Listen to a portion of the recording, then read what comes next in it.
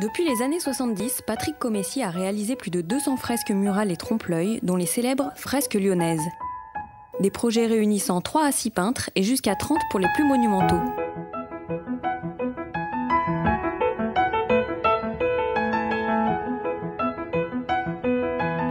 Son entreprise Afresco propose un art accessible à tous, intégré à l'espace public, redonnant vie aux lieux et à leur histoire. Un art où l'émotion s'offre à chacun au détour d'une rue, loin des galeries réservées à une élite.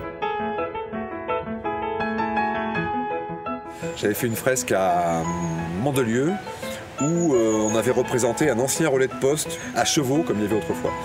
Et donc on avait peint un cheval bien entendu. Et un jour on était en train de finir de peindre, une dame du quartier arrive, regarde la fresque et se met à pleurer, à nous parler et puis se met à pleurer en disant mais voilà, en fait moi j'ai grandi là, mes parents tenaient ce relais de poste.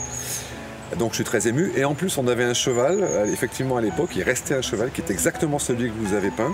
Il s'appelait Bijou, le cheval. Donc effectivement, aussitôt on s'est précipité pour peindre un médaillon au cheval marqué Bijou. Donc elle était extrêmement émue. Parfois on a des belles surprises comme ça.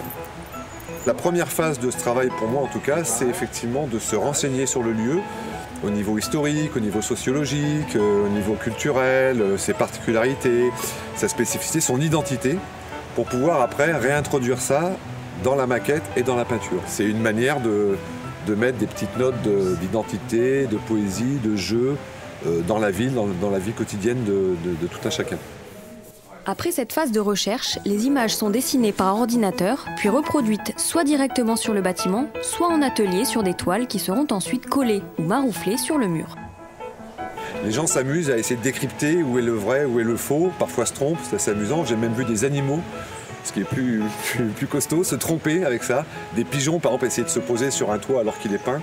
Ou même une fois, un chien se mettre à aboyer après un chien qui lui était en fait peint. Donc ça peut parfois tromper même le flair d'un chien.